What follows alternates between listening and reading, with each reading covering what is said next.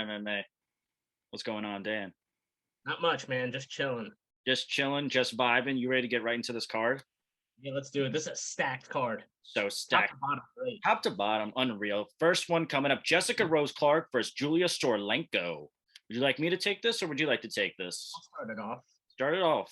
All right, yeah. This is a pretty even fight, odds-wise. Julia Storlenko has 4 straight losses though in the UFC. Mm-hmm. This is put up or shut up time for sure. Taking on Jessica Rose Clark. I love Jessica Rose Clark. You just like looking at her, Butch. That's half of it. I like her because I like her. I like her too. I think face tats. Yeah, she's cool. Honestly, yeah, she's cool as fuck. Yeah, and she's not bad on the eyes either, right, Dan? Yeah, I can't say I'm attracted to face tats, man. What? How can you say that? I don't know, man. Dude, that's what the heck's wrong with you? No, but if someone has face tats, like honestly, like it's an attention grabber. I'm like, honestly, if you have the balls to get that on you, you should get that. But anyway, I got to bet against my heart here, and I'm gonna take Storlenko by decision. She's got the size on her. I mean, Rose Clark is incredibly undersized. Yeah, I guess a little bit. She's very well rounded, like jack of all trades, master of none. Trained at 10th Planet and Cesar Gracie, like some of the best BJJ coaches in the game. Like very grappling heavy. She has a slightly positive striking differential, kickboxing style, 52% accuracy, 1.8 takedowns per fight at 52% accuracy as well. She's taken on Storlenko, who was on Season Tough 28, won her first fight and lost in the second. Has a 9-6 record. Has won all but one by submission. So very grappling heavy. Black belt in BJJ. Her striking isn't that great. Negative 1.5 striking differential. She has been thrown to the wolves a little bit, taking on Yana Kunitskaya, Julia Avila, and Alexis Davis to start her career. So very tough competition. That being said, Jessica Rose Clark I think is much better on the feet. Very active with her takedowns. I like Rose by decision in this. She just has to watch out for the takedowns off her back, and she's pretty much, I think she's got a decent chance of winning this. I just don't like her size, and I think Storlenko is going to be able to kind of drag her down type deal. All right, so we're going to disagree on this first one. I'm going to go with Jessica Rose Clark. Dan's going to go with Julia Storlenko. We're going to move right into the second one. Brad Tavares versus Dricus du Plessis. Oh, this one's fun. This one's cool. Brad Tavares coming off a very surprising, at least for me, win over Omari Akhmedov. And he's quietly been stellar in the UFC for a while now. Besides a loss to Edmund Shabazian where he got KO'd, I just say that's like a freak knockout, which I really do think it was. Since 2015, he's only lost to Bobby Knuckles and Israel Adesanya, basically. So that's pretty good. He has the most decision bouts in UFC middleweight history, and most of his fights are basically like a chess match, very methodical and patient. His striking is his strong suit. He's very technical, powerful striker. Du Plessis is 2-0 so far in the UFC with 2 KOs, 16-2 record, finishing all of those fights, 9 by KO, 7 by sub. He's a former K1 kickboxer and definitely is more technical striking, has great kicks too, and also a very strong grappling game, surprisingly, coming from a kickboxing background, but he's very good on the ground. 14 out of his 18 pro fights have not seen the third round. So he's gone to decision 4 times, and both of those losses were during that time. So it kind of, if you do a little bit MMA math, it kind of seems like Tavares could pull out a win here. It is a close fight. I love Brad Tavares, but I think du Plessis takes this one. I was going to say, I thought you were going with Tavares, and I was going to very strongly disagree with you. This is near even, but I'm very confident in Dricus in this fight. Yeah, Dricus, like, when I saw his ground game, I was actually very surprised. Like, this guy can be an actual threat. He's very well-rounded and good in both suits. And he flatlined Trevin Giles. Yeah, poor Trevin Giles. I like Dricus. I think he's a beast. He's got nice power in his hands. Brad Tavares probably is more of the skilled seasoned striker. Yeah, for sure. But I don't know. Yeah, I could see how Brad Tavares could make this very boring and get a win here, but I don't know if he'll be able to do it, honestly. So that is that. we're both going to go with Driscus Duplessis, and we're going to move right into the next one, which is Jessica Eye versus Macy Barber. You want to take it? My apologies for meeting. We're trying to get this out to you guys as soon as possible. Yeah, exactly. Yeah, we got Macy Barber against Jessica Eye. I honestly hate both of them. You don't like Jessica Eye? Nah. Not a fan?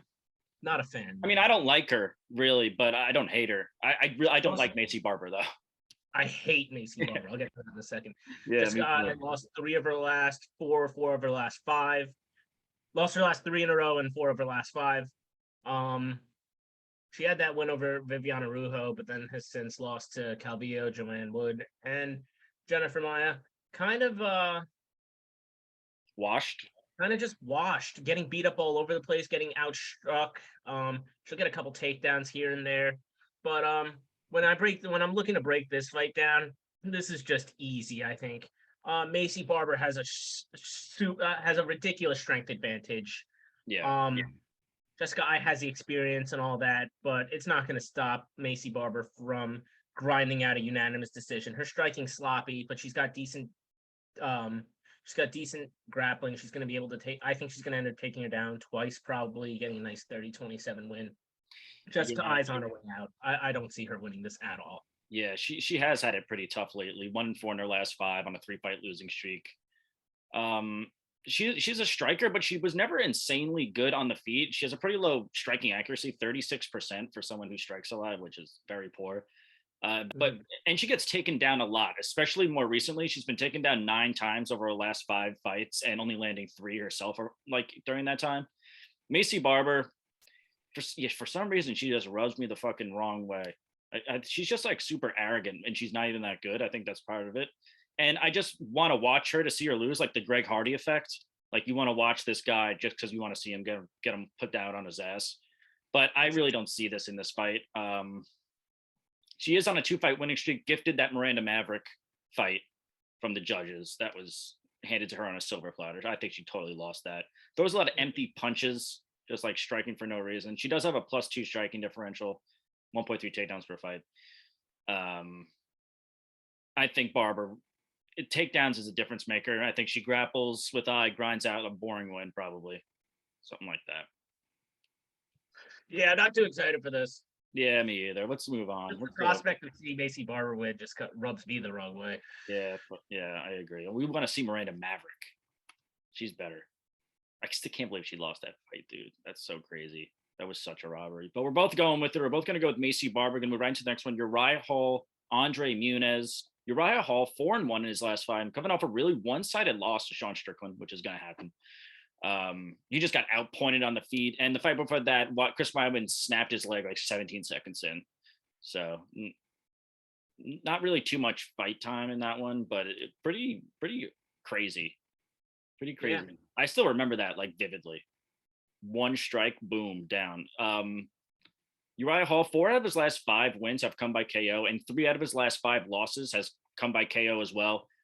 But the best way to fight Hall is to grapple with him. You don't want to stand with him too long. He's very powerful striker, very athletic, like very strong. Inconsistent. Yes. He does. Sorry, Adam. He only has 65% takedown defense. He's taken on Andre Munhoz, 6-0 under the UFC umbrella, with his last 3 fights all ending by submission in the first round. He's a 3rd-degree BJJ black belt, finishing 19 of his 22 wins, 15 of them by sub. His last loss is coming. Jacare? That's what you got. His grappling. You just got to bring up the Jacare fight. Right. It was insane. Yeah, awesome.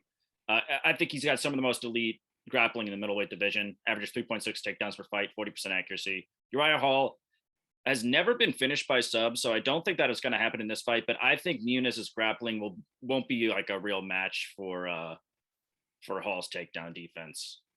I mean, I'm thinking if Munoz can submit Jacare badly, that's true. He can definitely submit Uriah Hall. I got Munoz by decision, not decision, submission.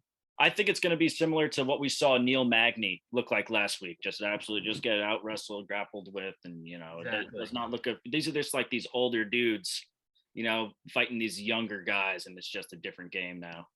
Exactly. We're both going to go with Andre Munhoz. right into the next one. Oh my god, this fucking piece of shit fight. Donald Cerrone, Jim Miller 2. Yeah, I'm gonna say this is probably gonna be the last fight of Donald Cerrone's career. Yeah. Let's hope. He's on a 6-fight, hasn't won streak. Let's just say that. There's a draw. No, there's what? Is there no contest? Yeah. No contest with Nico Price. Yeah. Yeah, like Donald Cerrone's cool, but you can tell the end is coming. Same with Jim Miller, but the difference between the two is one is significantly more washed than the other. Yes. Jim Miller still has it. Like they throw prospects at him like every fight, and he just beats the shit out of him. He's like, nope, I'm still here. These young guys aren't gonna beat me yet. And both of their chins aren't great by any means. Yeah. But I would even like I could see Jim Miller dropping Cerrone, but I'm gonna take Jim Miller by decision. I mean, that's just a solid. I think that's the most likely outcome. Yeah, it's a Jim Miller decision win. Well, this fight is a short notice for both guys. Jim Miller was supposed to fight Bobby Green, and Donald Cerrone was supposed to fight Joe Lozon, and both fights ended up getting fucked over. This I'm pretty uncertain about this fight. Jim Miller is coming off 2 back-to-back KO wins, which it's the first time he's ever done that in his 15-year career. 2 back-to-back KO wins. But this fight is at welterweight now, so Jim Miller is a 155er. That's where he belongs. That's true. Yeah, I mean, Cowboy has the size advantage for sure. Yeah, he is gonna, yes, a little bit. But Jim Miller, 38 years old, still looks pretty good getting those wins. Cerrone, on the other hand, is not 0-6 like Dan said. He's been outstruck in all of those fights, KO'd in 4 of them, 4 out of his last 6. He'll be cutting weight for the 3rd time in just over 2 months too. Not too much this time because it's 170, but still, he had to make 3 full weight cuts for this one fight in 2 month span is not good. It's not going to be a good thing for you. I know Cerrone's motivated. It could be his last fight, but I just don't see Cerrone winning. He's got advantages in all the physical categories, height, weight, reach, but I still think Jim Miller is able to take this one. I'm not too confident in it, but I wouldn't bet money on it. Both of them are like they're both old, you know? Yeah, you never know what could happen. A Donald Cerrone sub to end his career would be like pretty dope, but I think Jim Miller wins. Yeah, I don't know. I think he does too. All right, so we're agreeing again. We're gonna go with who won the first time? Cerrone, right? I believe so. Yeah, I think so. That was a long time ago. Very long time ago. Yeah, so we're agreeing. We're both gonna go Jim Miller. We're gonna move right into the next one. Iangary versus Gabe Green. I know there's a lot of hype around Iangary, but I really don't think he deserves this level of hype. Still pretty green. He's only 24 years old, 9-0 record. Striker, keeps his hands up high like Muay Thai style. Very fast, powerful kicks to the body, to the head, which is probably his best attribute that he has. More of a counter striker too. Likes to work off his back foot, but does leave his head kind of still, dead center. It's a big target. And so far in the UFC, he's been a little bit of a slow starter, I've noticed. The first round, he kind of just gives up. It takes him a little while to get into a groove. Gabe Green, on the other hand, 2-1 in the UFC with that loss coming from Daniel Rodriguez in his debut. Total banger of a fight. He's finished 10 of his 11 wins. Oh my God. So good. And that's a debut. It's like, I just was a fan of Gabe Green after that. Striking is very good. He's a hard hitter, good volume still though, pretty awkward, not really orthodox, pretty awkward to figure out.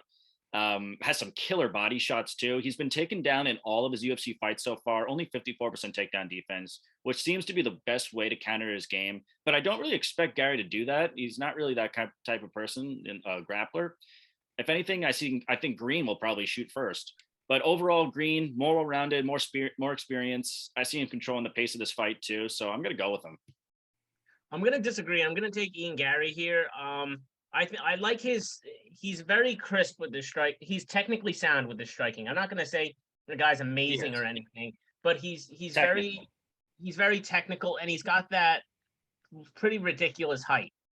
And with that, I think he's going to be able to use his kicks, keep him away. And I don't necessarily see him knocking him out, but I see like a 29-28 decision for Iangary in this one. Yeah, I think it's going to be Guys are around the same level, right. you know. I wouldn't say one guy's way better than the other or Yeah, they're anything, but pretty similar. I would say. Yeah, I could see a competitive fight in this. It going yeah, all 3 rounds. All right, so we're gonna disagree on this one. Dan's gonna go with Iangary. I'm gonna go with Gabe Green, and we're gonna move right into the next one: Robbie Lawler versus Brian Barberena. yeah.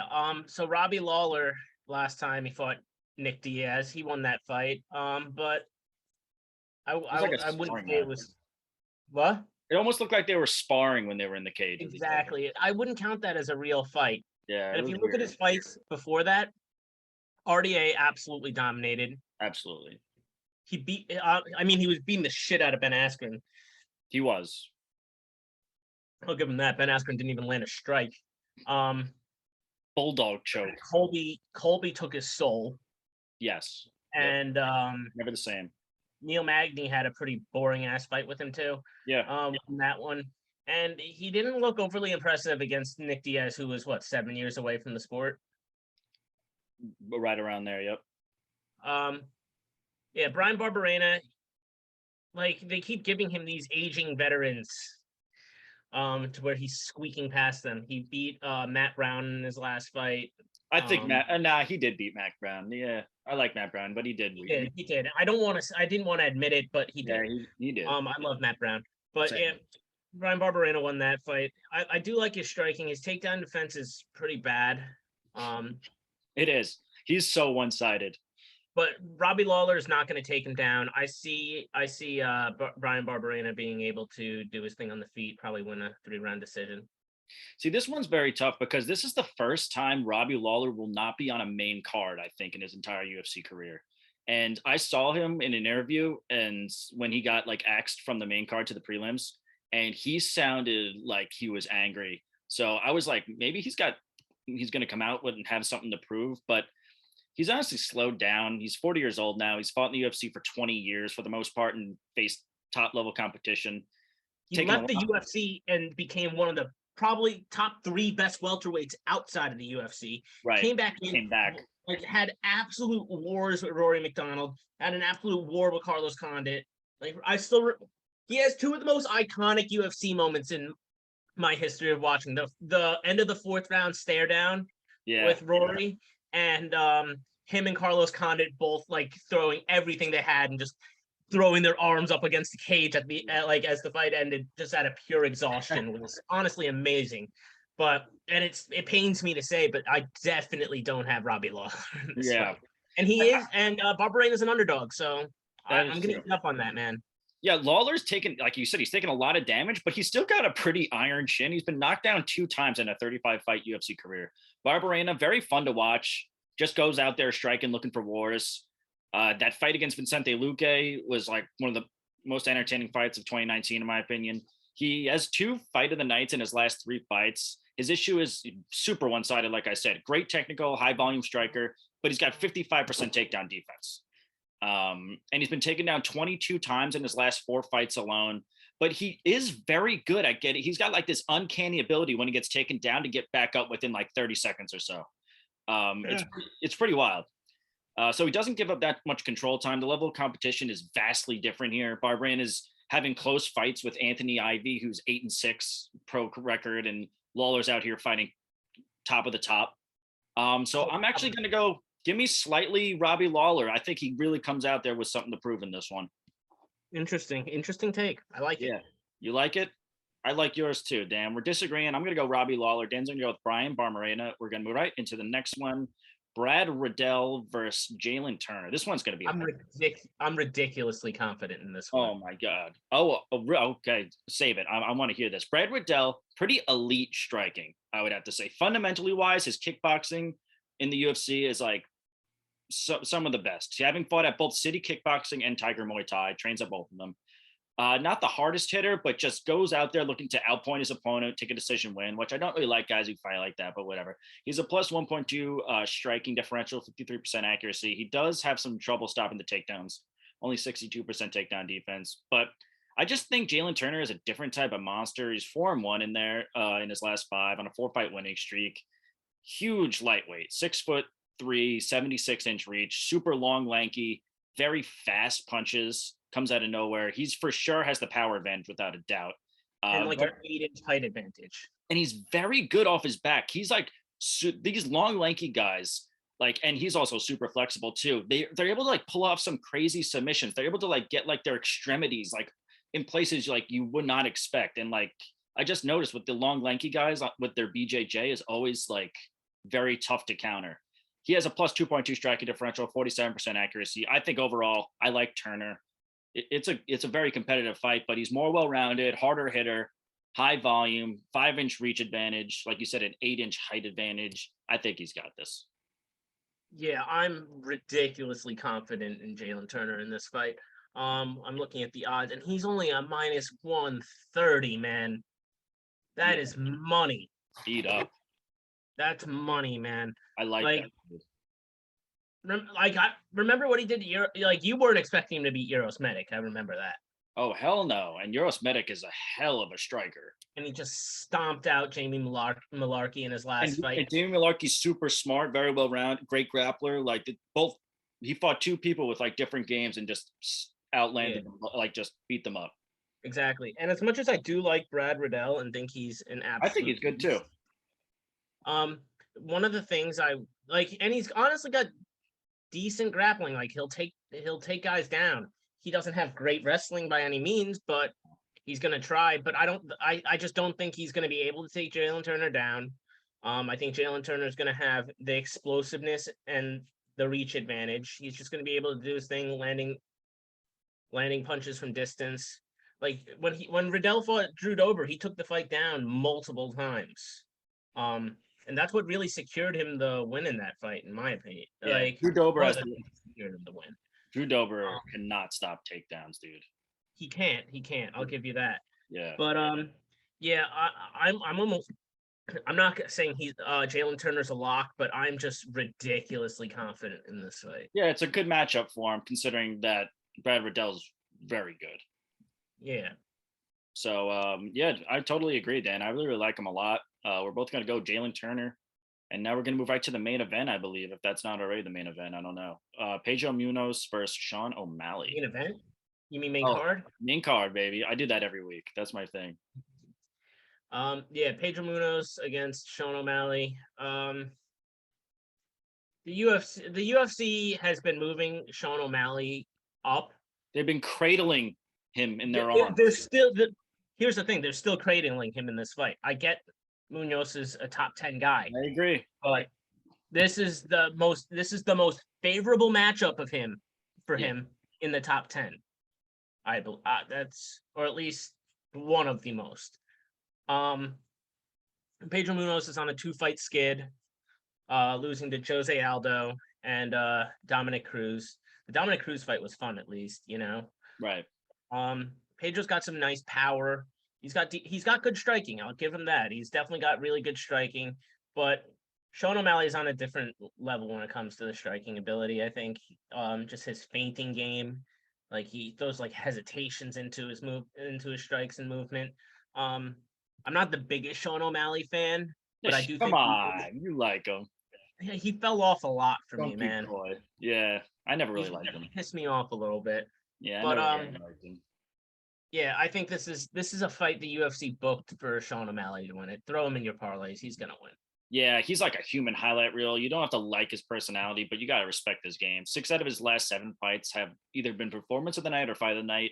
8 out of his last 9 UFC fights have ended by KO. He has a plus 4.7 striking differential, 62% accuracy, 66% striking defense, and there's a lot of pop in those punches. He doesn't look like he's that big, but he's got a lot of pop in his punches. His kicks are very strong too, and they're a frequent. He's always throwing his kicks out. Very technical. Pedro Munoz, 1-4 in his last 5, who's another great striker, who's technical, high volume. 3 out of his last 4 have been fight of the night as well. The matchmakers are doing their job in this one. On paper, this is going to be a striker's paradise, stand-up war. Munoz, I feel, has slowed a bit and does have a negative striking differential and took some beatings recently. He in his last 5 fights, he's absorbed 174, 135, 65, 114, and 103 strikes, which is just a ton of damage. And he hasn't been finished in his 26 fight career. So I think this goes all 3 rounds, and I just see O'Malley picking him apart for the most part, and then Pedro taking a ton of damage. I think Sean stops him. Oh, you think so? That dude, never Sean's happens. I would Sean's like. got some power. He does. I will have to agree with you on that.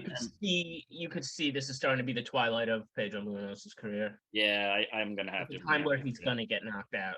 Yeah. All right, we're agreeing. Sean O'Malley in the first one. Gonna move right into the next one. Sean Strickland, Alex Pereira. I think more UFC fighters should get into like crazy motorcycle accidents, because this was like the best thing for Sean Strickland's career. He got reborn as like an actual murdering psychopath. He's on a 6-fight winning streak, 5 of those after his return and moving up a weight class to 185. He walks forward like a zombie, talks the entire time, takes a punch to land a punch, has a great jab. He's always throwing it out there. It makes it hard for his opponent to close the distance. He has some insane cardio too. He always moves forward, and he's just relentless with his pressure. Just very good. And he's taken on Alex Pereira, who's 2-0 so far in the UFC, former kickboxer. He beat Israel Adesanya a couple of times. He just walked through a red hot Bruno Silva like a knife through butter.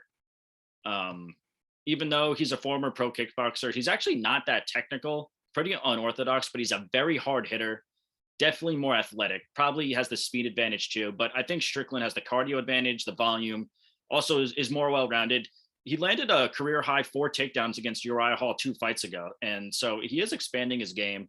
I think he's going to have to grapple with Pereira just because 100%. Because he's just such a hard hitter. You can't go 3 rounds, just stand up with him. So I think he's going to pepper in a couple of level changes, and I think Strickland's able to get the decision nod in this one. Yeah, I'm gonna agree. I think he has to mix in those takedowns at all costs. Right. And the thing is, I think he's more. Sean Strickland's also. I don't like Sean Strickland. I'm not a big fan of the guy. He says some fucking crazy weird shit. He's fucking. But he is a gamer. He doesn't mind getting hit. He's definitely gonna get hit on the feet. He's not the superior striker in this fight. Right. But I think he's going to be able to hang in there on the feet and take the fight down multiple times. I see a 29-28 decision for Sean Strickland in this one. But if Pereira wins, it's a most likely title shot. Yeah, I would love to see that, actually. I would like to watch because it would set up a guy who Izzy's been knocked out to before. It'll be a big money fight. Oh, for sure. Big pay-per-view. And we're going to get into Izzy later, but we are going to agree. We're going to go with Sean Strickland. I think he's an underdog right now. I'm not totally sure. He is. He is an underdog right now. We're agreeing on it. We're going to move right into the co-main event. Alex Volkanovski, Max Holloway 3. Do you want this one, Dan, or do you want Israel Adesanya? I want this one, man. You do or you don't? I do want this one. I feel strongly about this one. Yeah. Max Holloway, his last time, Max Holloway's an absolute beast. It's hard not to love the guy. He had that ridiculous performance against Calvin Kattar. He beat Yair Rodriguez last time out too. Yair did have some good rounds. I thought Yair definitely won 2 rounds. In my opinion. Yeah. But I don't think anybody's on Volk's level, man. You even take their last fight where Max had an amazing performance against Volk, but I still think he pretty clearly lost. The last 3 rounds, right? Yeah. Max Holloway got those kind of knockdowns. The first fight wasn't even close. It was 4 rounds to 1. Last fight was closer, but Volkanovski is just shot up recently, man. Yeah, it's his time. It's his time. And he's just so well-rounded. The guy's just a 5'6" brick shithouse. And he is. Ridiculous chin, good literally everywhere. You can't stop. You can barely you're not gonna be able to stop the guy. Not that Max finishes guys at a high rate or anything, but yeah, I think this fight is Volkanovski all day. If I was an odds maker, I would open this up at -250 Volk. Damn, wow, that's crazy. I love Max Holloway. Max is one of my top 3 favorite fighters of all time. Yeah. But Volk is just on another planet than any other 145er right now. And his last 2 performances have truly shown that. Everybody gave Ortega so much credit after that 50-45. Right. Took a beating. Took an absolute beating. Yeah. This guy he's a mauler, and he's got the perfect skill set for his build. He's literally good everywhere. He's got his 1-2 is phenomenal. He'll just throw that right down the middle. It dropped Chan Sung Jung like 3 times, or rocked him at least like 3 times. I don't think this fight, I think this is going to be like a 49-46 Volk fight, and I think he establishes himself as the best featherweight in the planet. Yeah, Max Holloway, he has looked super refreshed since he stopped sparring. Like, he's landed 445 strikes against Cater at 60% accuracy and 230 against Jay Rodriguez at 56% accuracy. Just unheard of numbers. Gone to a decision in his last 6 fights. No, he could go 10 rounds if he wanted to. I love Max, probably one of my favorite fighters of all time, like you said, Dan. That being said, Volkanovski looks like he's just got Holloway's number. And Volk even made changes in his rematch. He was able to get the fight to the ground like he wasn't in the first. He waited until the championship rounds and then started shooting for takedowns, landed 3 of them. Then and that really slowed Max down. In the championship rounds, he just didn't look like himself. He's been around forever. He's competed at a high level. Like I was saying about Robbie Lawler earlier, like he made his debut against Dustin Poirier back in 2012 and fought just like the best guys. Volk's taken a lot less damage, more well-rounded. And I think it's just his time. Like I said before, I think it's the Volk era. It really is. I'm happy you came around on that. Yeah, it's just tough. You just gotta you gotta look in the mirror and say, break down the 2 fights, and you're like, you can tell who's got whose number, Yeah, I'd be lying to myself. Gonna move right into to keep the momentum going. Gonna move right into the main event. Israel Adesanya versus Jared Cannonier. Honestly, I think it's a pretty one-sided matchup for Israel Adesanya, frankly. Cannonier, 4 out of his last 5 wins have come by KO, but he's been knocked down in 2 out of his last 3 fights. Even Derek Brunson was able to land a knockdown. Nothing against Derek Brunson, but he's just not a striker, to say the least. And, I mean, it was obvious who the real striker was in that fight, though. Oh, for sure. He did still win Cannonier, but he's just got hit with a head kick by Bobby Knuckles. Like, yeah, that's true. He still made it out. He's super hard hitter, not really too much volume. Just goes out there looking for a knockout, which is a very tough way to fight. And Israel Adesanya, I don't see The only way Cannonier wins this in a 5-round fight, especially, is knocking him out. And I just cannot imagine him knocking Israel Adesanya out. I say Israel Adesanya picks him apart. Maybe he even gets a finish. He hasn't gotten a knockout in a while. Maybe I'm going to go Israel Adesanya knockout. I feel like I'm going to go Izzy with a very boring decision. Really? He's going to be extra careful? He's going to be extra careful. Jared Cannonier hits like a fucking Mack truck. He does, but he's fought a lot of guys who hit hard. Paulo Costa, Bobby Knuckles, Yoel Romero. He fights these. The Yoel Romero fight was boring. So you're going to imagine it like that, like him versus Yoel Romero type deal. Both guys just aren't striking with each other and just like fucking looking at each other from across the ring. Yeah, I know. That was one of the worst fights. Is that what you're saying is going to happen, though? Yeah, I see it being like almost that bad. Yeah. Well,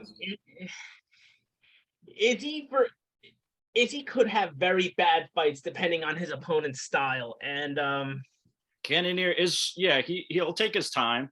He'll be slow into it. They're both going to be, and Izzy's going to be very tentative to not get hit. I honestly kind of want to see Jared Cannonier win, man. You know what, dude? Really? What the hell? Really? You're Cannonier? Yeah, no, like Izzy pissed me off his last fight, and then he talked shit after, like he fucking did something. I'm like, I thought he won, but he barely won. Yeah, no, I thought he won. Dude, it was a bad fight, man. It was a bad fight, but he started grappling with him, and that seemed to be his biggest part. You're just gonna take Izzy on the feet. Cannonier, like I said, he's been knocked down. He's been rocked in 2 out of his last 3. His chin might be a little bit of a question mark here. You never know. And yeah, I mean, I see Izzy most likely winning this fight, but it's either I think there's a high, probably not, but I think he takes it. I think this is kind of an easy matchup for him, honestly. I don't even think Cannonier is gonna be able to hold his jock. I like Cannonier a lot. I'm a big fan of his, but I don't see him realistically winning this. I don't like how he waited. Like he doesn't fight enough. He's just like waiting for a title shot. He's you know what I mean? Kinda, yeah. He took that approach and it actually worked out for him, which usually rarely works out for people. He just got gifted that. But so who are you going with? You're not taking him, are you? No. Nah. It is a slow decision. I'm gonna go knockout. I'm gonna go Izzy knockout in this one. And I hope it's at least exciting. I'm not betting on this. Definitely not. Well, the odds are like minus 370 in favor of Adesanya. So, I put a couple bucks on Jared Cannonier. Yeah, freak knockout. That's the thing about MMA. That shit just happens once in a while. Look at everyone was saying about Amanda Nunes, and then all of a sudden she just gets fucking shit on, and she looks like she doesn't belong. People calling her the best ever. Shit happens. Shit happens. And so that's it. And we're both gonna go with Israel Adesanya. And yeah, we're gonna wrap it up. That's it, Dan. Yeah, I'm about to go poop for my third time. All right, go take a dump. I'm gonna go stuff my face. Peace. Fresh.